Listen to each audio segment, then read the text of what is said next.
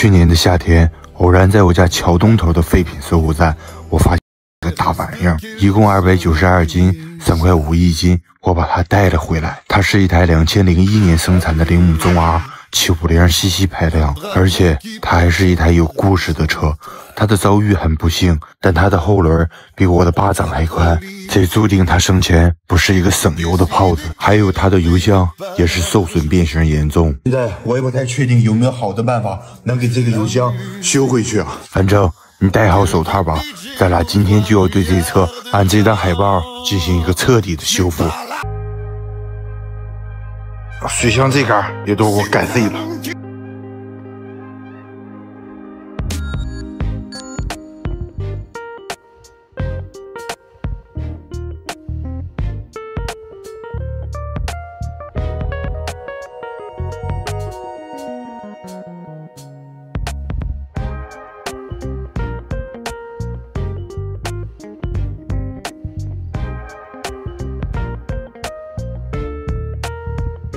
它这个发动机的外观看起来有点巨大，但是绷起来并没有想象中的那么沉。我怀疑它这里面有些轻量化的设计。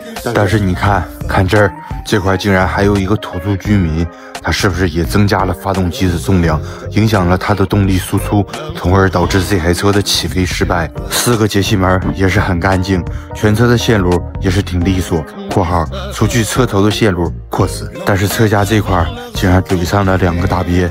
而且龙头的3星也是干裂纹了，看来这台车的故事不能小了。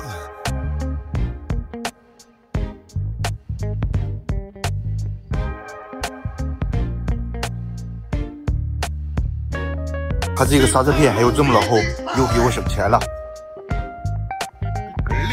因为刚才已经发现它的车头3星有裂纹，所以咱俩还是有必要检查一下它的减震，看看有没有跟它3里高也怼变形啊。这个家伙没事，不用担心了啊。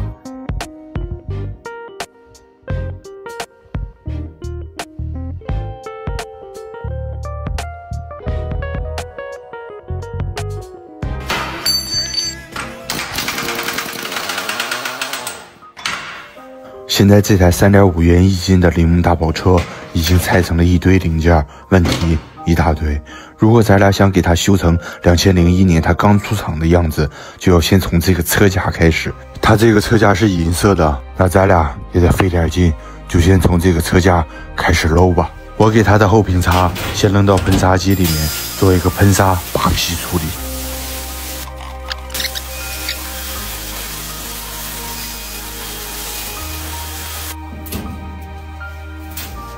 这个就是搞完后的效果，白白净净，打出了铝材本来的颜色，但是这块也露出来了可能是链条给它磕伤的位置。于是我用角磨机给它们都打磨平整，这回看起来得劲儿多了。又是美好的一天，咱俩今天的工作就要从这个车架开始。在这个车架放不到这个喷砂机里面，看来咱还得去做一个大一点的才行。戴好你的墨镜，咱俩又干活了。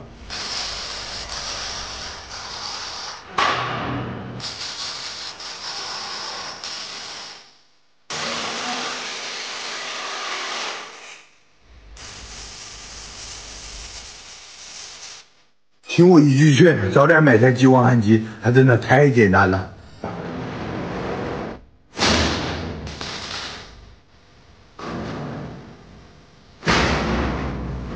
又是被土包饺子的一天。我为了修这台车，制作了一台1.3米的大喷砂机，又为了你能清楚的看视频，我在上面做了2块玻璃，方便我拍摄记录。这会儿这个车架就可以在里面大扑噜的干，横着、躺着、竖着、仰着、撅着都可以。当然，我在这个喷砂机面前也显得有点小了。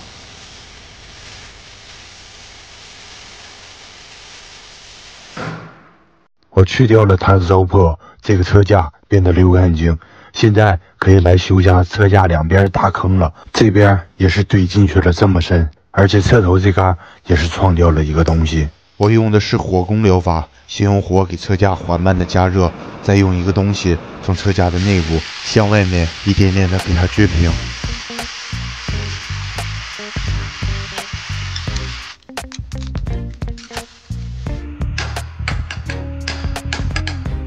完了个屁啊！这嘎竟然出来一个大洋子，看来你还是戴好墨镜。我要给这嘎补焊回去。你得替我作证，他那块真的不是我敲碎的，我只是咣咣2分，他就震出了一个口。过程就是这样，骗你吃狗，你得替我作证呀。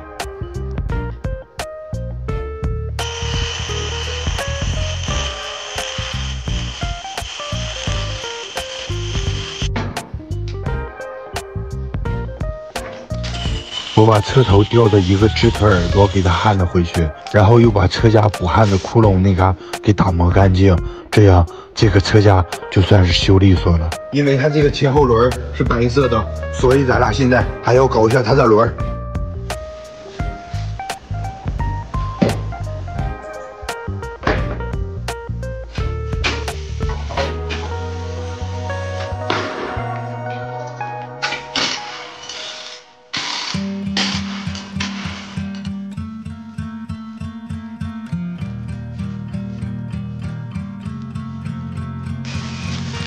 我先是给轮毂刷上了一遍脱漆剂，然后送去喷砂出去糟粕。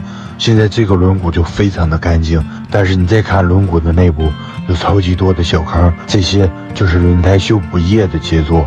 它的前轮就很好，现在也只能用助攻胶再给这些小坑全部填死，只有这一个办法了。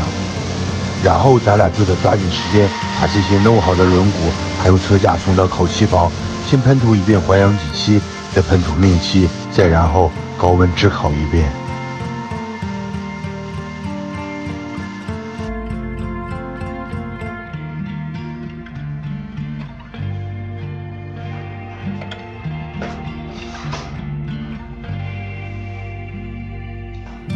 这就是它的发动机，老鼻子埋汰了。但是从它的外观来看，它并没有被拆修过。也正是因为这个原因，才让我有勇气在废品站买下它。我给每个插头都留了哑巴号，防止咱俩后续装车的时候抓瞎了。我拆掉了这台发动机没有用的零碎。当我打开它的罩盖的时候，我去！让我没想到的是，这台发动机的内部真的是超级的干净。它会不会就是老一代玩车人口中的一手纯水机啊？拆开了它的油底壳，就连机油也是很干净，发动机的内部的零件也是正新的。看来咱俩只是需要清理一下发动机外观的油泥就行了。我先用的是干冰进行了一顿秃噜，表面的油泥可以迅速的打掉，但是油漆下面的氧化物却处理不干净。现在咱姊妹俩也只能再次给它送到喷砂机里面做个扒皮的处理。这个就是扒完皮的效果，可以看到已经达到了铝材本来的颜色。接下来还是老的套路，再给它喷涂上高温的面漆，最后给它施加点温度，让它搁这儿炙烤的，最终咱俩就得到这个干净的发动机。这个是它的车架，是不是也看不出上次被你敲出大洞的地方？后屏擦铝色的质感也是超级的棒。现在咱俩就可以按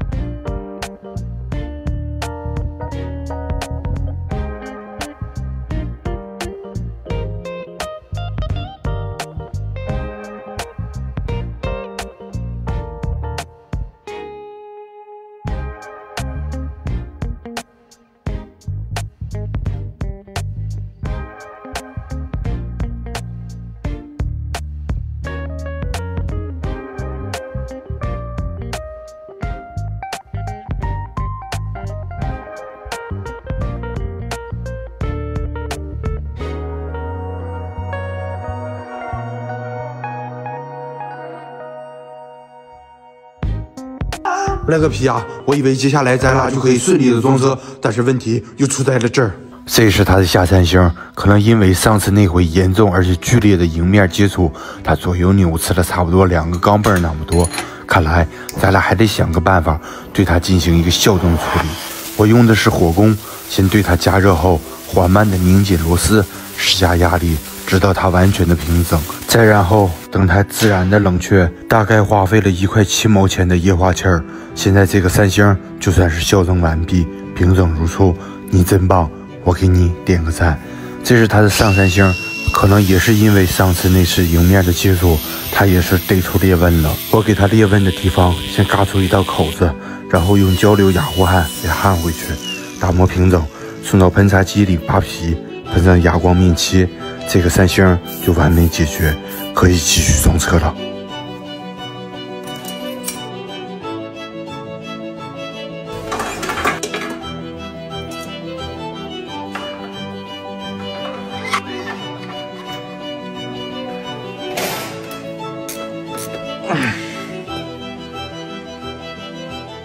得加了啊！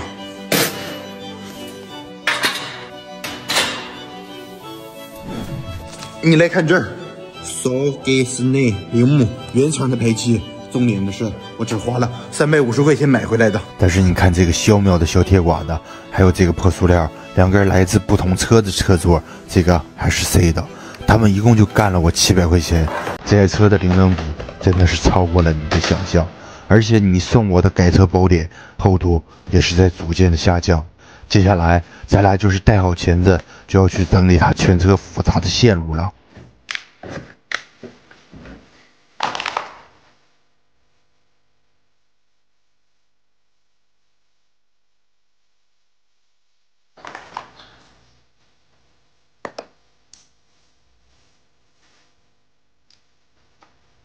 我整理完了它的线路，又火速的把它的接气门用干冰做个彻底的清理。现在你再来看，是不是也是干净特别多了？而且我又把它的喷油嘴扔到超声波里面做了清洗，然后又通电做了测试，以防止后续它给咱俩找别扭。再装回它的空气滤清器，这台车差不多就完成了80%了。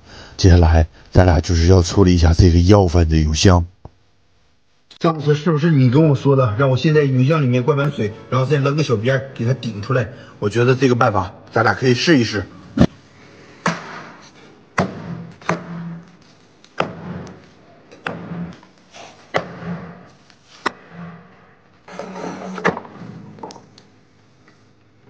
这个办法不太好用，看来咱俩还得想个别的招才行。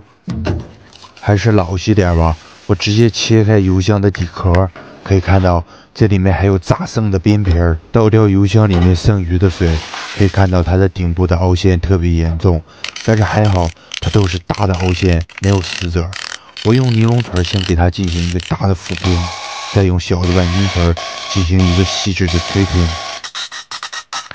开始买车的时候，我以为这个油箱根本会修不出来，我还打算淘一个2手拆车的直接更换上，但是现在看这个效果也还行啊。这个油箱也是挺惨，差不多被改了4、5回的颜色，从蓝色到白色到最后的黑色。我用的脱漆剂配着砂纸，直接给它打到这铁皮，可以看到上面还是有些细小的坑洼，但我觉得还行，已经修成这个样子，够意思了。我用的是手持激光焊机，给它的油箱底壳和上盖进行了焊接。接下来还是老的套路，先喷涂环氧底漆，用来防锈，然后再打上薄薄的一层原子灰，给它找个平，再给它喷涂一遍中涂漆，用来统一一下色调。最后就是它的珍珠白色的面漆，等待这个珍珠白干透后，再用美纹纸划分好区域。因为它上下的是2个蓝色不同，所以要分2次给它喷涂完成。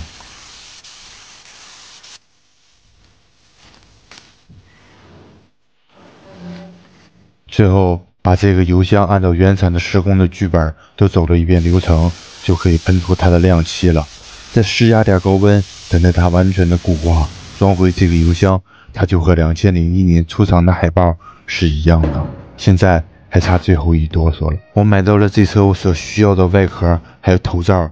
那个卖家跟我说他这是原装拆车的，只是外观的油漆差了点，回家再自己喷个漆就行了。但现在实际情况却是，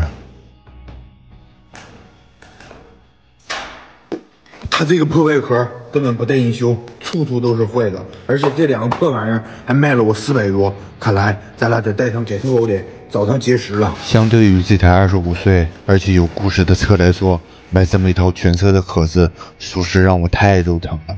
但是它漆面的亮度和我喷出来的亮度真的有一拼，现在算是机器龙珠了，咱俩可以去装车召唤神龙了。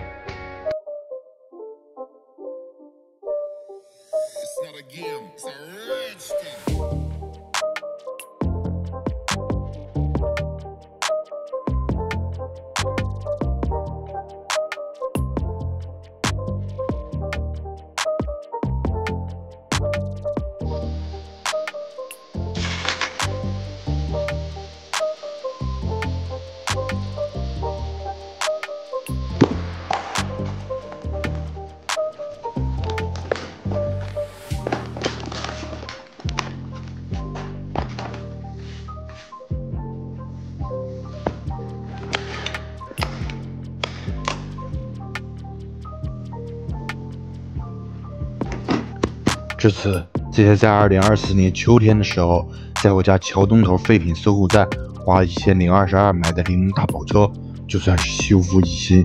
它整车的零整比超过了咱俩的认知范围。好在你的改车宝典足够厚，支撑着我，让我有足够的时间给它修成2001年海报这个样子。要不要配一根？咱俩去尝试。启动了。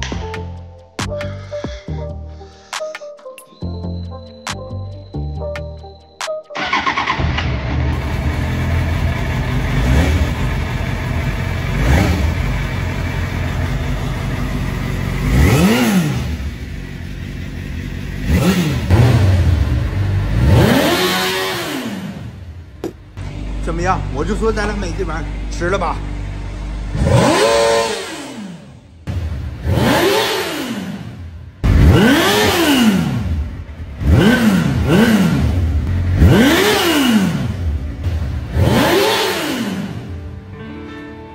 走，我觉得现在没啥问题，咱俩去试车。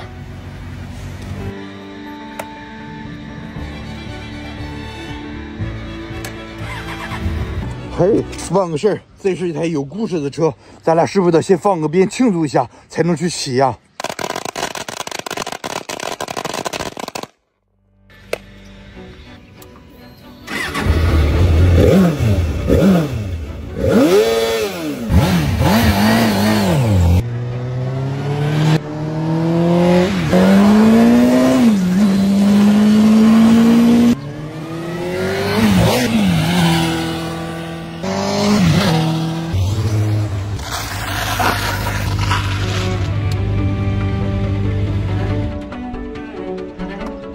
至此，这台在废品站1022买的00大跑车，就算是修复完毕，而且它依旧刹车灵敏，换挡丝滑，铃木的操控性真的不是盖的。